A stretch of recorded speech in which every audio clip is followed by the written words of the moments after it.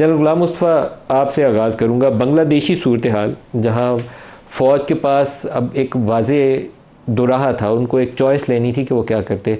हसीना वाजिद के या उसके बेटे के इसरार के ऊपर, लोगों के ऊपर चढ़ दौड़ते, या हसीना वाजिद को चलता कर देते। उन्होंने दूसरा रास्ता अपनाया, लोगों को एम्ब्रेस किया। उन्होंने कहा कि लोगों के हम साथ हैं, लोगों से फासला नहीं है। आप इसको कैसे देखते हैं? बड़ी इंटरेस्टिंग डेवलपमेंट है इस पूरे रीजन के हवाले से, आप इसको कैसे देखते हैं?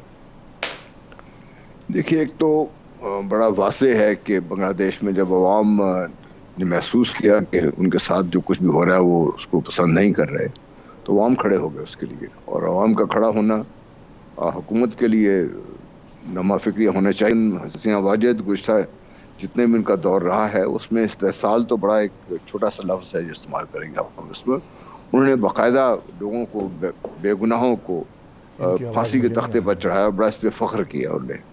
और जिसकी वजह से एक जो राइट विंग जो उनका नासिर थे वो पहले ही उनके बहुत ख़िलाफ़ थे और उन्होंने कई दफ़ा इसका मुजाहरा भी किया। तो अब जो सूरत हाल बनी है इसमें तो ये तो बड़ा वाज़ेह है कि फ़ौज पाकिस्तान के पास, फ़ौज जो बांग्लादेश की फ़ौज है उनके पास तो रास्ता और कोई नहीं था। अवाम के सामने, जैसे आपने कहा अपने इब्तिदाइये में, बिल्कुल अवाम खड़ी नहीं हो सकती। अवाम के सामने फ़ौज कभी खड़ी होना चाहिए ही नहीं है। और जब भी कहीं अवाम का या फ़ौज का आमना सामना होगा तो बहुत नुकसान सबका होगा। ख़ास तौर पे उस मुल्क का, अगर ये बांग्लादेशी फ़ौज अवाम के सामने खड़ी हो जाती तो खून खराबा भी होना था, और जो अभी चांस है कि वो अपने आप को रिकवर कर पाएंगे वो चांस बिल्कुल ख़त्म हो जाता। तो बदकिस्मती ये है कि हम इस बात को किस तरीके से देख रहे हैं। हमें देखना ये चाहिए कि फ़ौज पाकिस्तान के दरमियान, जो अवाम के दरमियान जो फैसला पैदा करने की कोशिश की जा रही है, ये कौन से ऐसे अनासर हैं, क्या उनकी हम सरकोबी करने के लिए क्या तरीक़ेकार इख्तियार करना चाहिए, क्या एक ऐसा दाह-ए-अमल तैयार होना चाहिए जिससे ये मामलात यहाँ तक ना पहुँचे। मैं तो यहाँ तक भी कहने को तैयार हूँ कि DGISPR को ये प्रेस कॉन्फ्रेंस करनी पड़ रही है बार बार, इसमें मुझे हुकूमत नज़र नहीं आ रही हमारी। और ये जो एक वाइड है अवाम के दरमियान और आपको नज़र आ रहा है, और हुकूमत के दरमियान।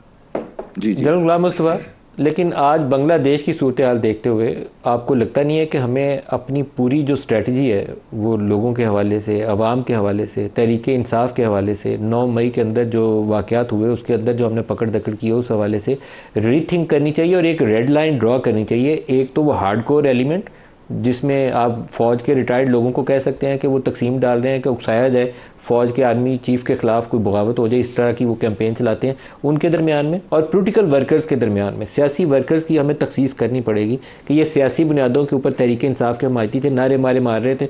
वो बंदा फ़र्क है या वो बंदा जो एक ऑर्गेनाइज तरीके से उकसा रहा है कि ये आर्मी चीफ़ के ख़िलाफ़ बगावत कर दो? क्या हमें ये तखसीस नहीं करनी चाहिए? नहीं तो फासला या फ़ौज के ख़िलाफ़ मिसट्रस्ट जो है वो अवाम में पैदा होगा, हमें इसकी फ़िक्र नहीं करनी चाहिए? हमें बहुत फिक्र करनी चाहिए। कोई फ़ौज अवाम की टोटल सपोर्ट के बगैर लड़ नहीं सकती। लड़ती है तो पूरी कौम लड़ती है, और फ़ौज से उसके हाथ में, कौम के हाथ में एक हथियार इसे इस्तेमाल होना चाहिए।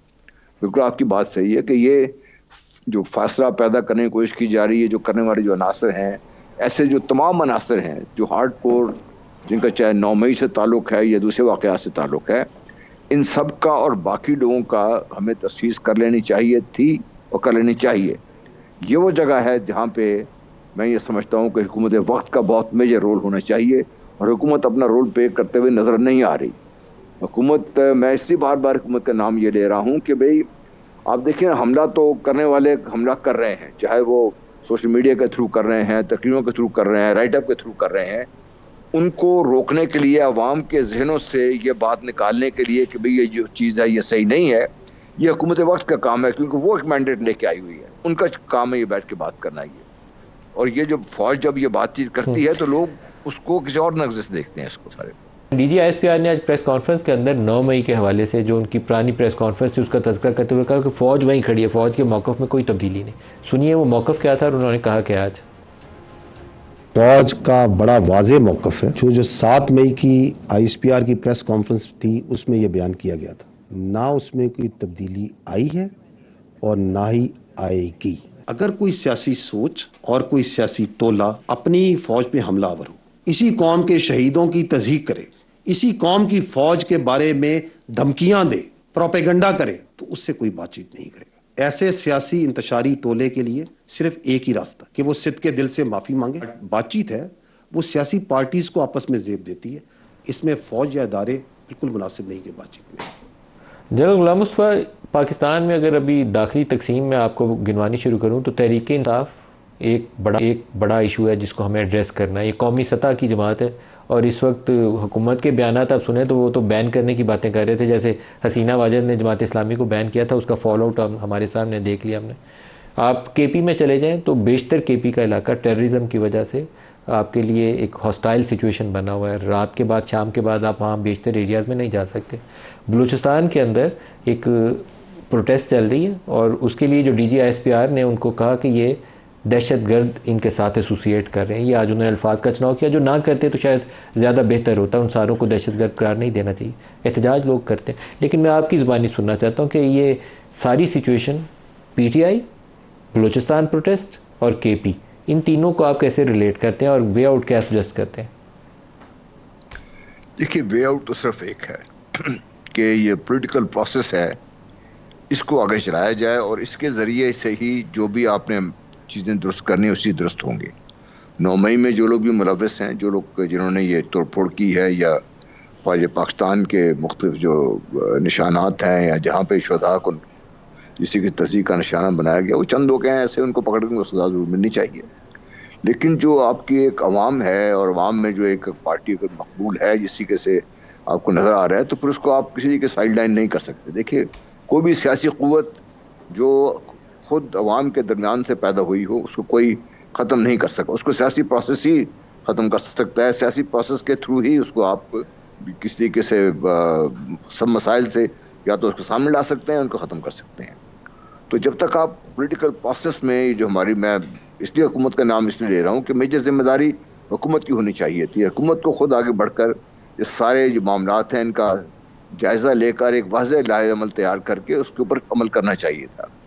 हुकूमत बाकी सब कुछ तो कर रही है, ठीक कर रही, गलत कर रही, उस पर हम बहस कर सकते हैं। जनरल गुलाम मुस्तफ़ा, आपको ये लगता नहीं है कि ये जो हाइब्रिड रजीम का हमने पाकिस्तान में एक मॉडल इंट्रोड्यूस करवाया था इमरान खान के दौर में, PDM की हुकूमत में वो हाइब्रिड प्लस हो गया था और अभी शहबाज शरीफ की हुकूमत वो हाइब्रिड प्लस है, इसका बोझ चाहते ना चाहते हुए फ़ौज की जानिब जाता है। पता नहीं आप रिटायर्ड लोग हैं कैसे इसको देखते हैं, लेकिन आप अगर पब्लिक सेंटीमेंट या उसका रद्द-ए-अमल देखें ना मुख्तलिफ मसाइल के ऊपर, तो शहबाज शरीफ से ज़्यादा लोग इस्टेब्लिशमेंट की तरफ देखते हैं। आप क्या कहते हैं इसके ऊपर? जी बिल्कुल, मैं आपसे ये कह रहा हूँ कि सारा कोई डिफ्लेक्ट होकर आ तो फौज पे रहा है। इसलिए DG ISPR बार बार आके जो बात कर रहे हैं, अपनी पोजीशन वाजे कर रहे हैं, उनको इस चीज़ की जरूरत पड़नी ही नहीं चाहिए थी।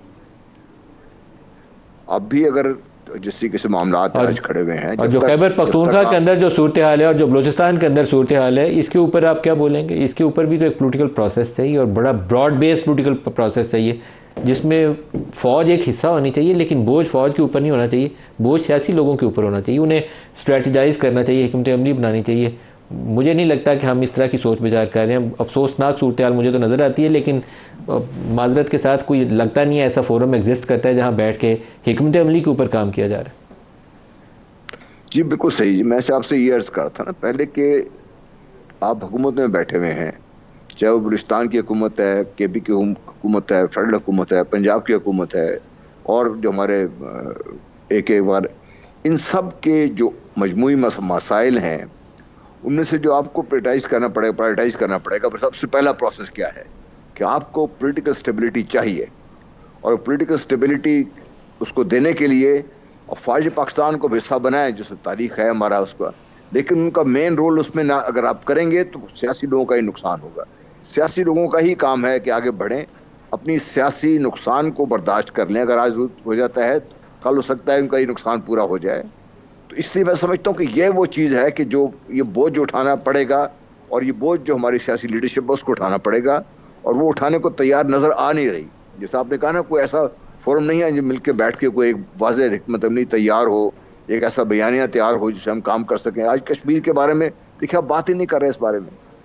हम ये समझ ही नहीं रहे कि जो भारत ने आज से 5 साल पहले कदम उठाए थे उसके नेक्स्ट स्टेज क्या होगी इसकी, और उस नेक्स्ट स्टेज में जो पाकिस्तान के अंदरूनी खलफशार है किसी भी लेवल का, किसी का भी है, उसको किस तरीके से हवा दी जा रही है और क्यों हम उसको समझ नहीं पा रहे इसके। जनरल गुलाम मुस्तफ़ा, अगर इमरान खान कहता है कि मुझे बात करनी है तो क्या फ़ौज का रद्दमल क्या होना चाहिए? आज तो जो ऑफिशियल स्टेटमेंट है डीजी साहब की वो तो यही है कि उस 9 मई वालों से कोई बात नहीं होगी, लेकिन क्या कोई रास्ता होना चाहिए, बैक चैनल, किसी ऐसे काबिल भरोसा शख्स को ड्यूटी लगाई जाए कि फासले कुछ कम करे?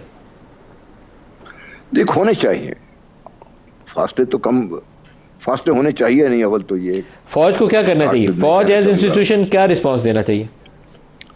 देखिए, फौज एंड इंस्टीट्यूशन, मेरा अपना ख्याल ये है कि बैक चैनल बातचीत होनी चाहिए, ताकि एक तो ये है कि खान साहब जो बात कर रहे हैं क्या उस पर कायम रहेंगे, वो कोई गारंटीज दे सकते हैं इस चीज़ की? क्योंकि खान साहब के भी बयानात ने और उनके ख्यालात ने फिर कभी एक तरफ कभी दूसरी तरफ होता है। पहले उनको भी इसका भी पता होना चाहिए। साथ दूसरे, पाकिस्तान में ऐसी शख्सियात तो डेफिनेटली होंगी जो फौज और पीटीआई के दरमियान और इस तरीके से हुकूमत को भी बीच में लाए। देखिए, मैं इस बात से खबरी साहब से सद एहतराम इख्तराफ करता हूँ कि ठीक है, उनके वोट इतने नहीं होंगे, लेकिन वो अवाम की किसी हद तक नुमाइंदा तो है, चाहे वो पीस पार्टी है, चाहे वो नून लीग है या दूसरी जमातें हैं। उनको भी इतने ही स्टेक होल्डर्स हैं पाकिस्तान में जितने और दूसरी सियासी जमातें हैं, उनको भी आपको साथ में लाना पड़ेगा, उसका बाहर नहीं रख सकते उनको। और अगर यही हुकूमत लीड ले इस चीज़ में, और हुकूमत ले क्या है पीछे अफवाज पाकिस्तान का जो भी बातचीत है, हुकूमत अगर सामने आएगी, बातचीत करने के तैयार हो जाएगी, मीराज़ाम साहब खुद इसकी इनिशिएटिव लेंगे। टाइम मेरे पास खत्म हो गया जनरल साहब, हो सकती है। टाइम खत्म हो गया। जनरल गुलाम मुस्तफा, बैरिस्टर वलीद इकबाल साहब और डॉक्टर साहब, सबका बहुत शुक्रिया। आज के लिए इतना इजाज़त दीजिए। अल्लाह हाफ़िज़।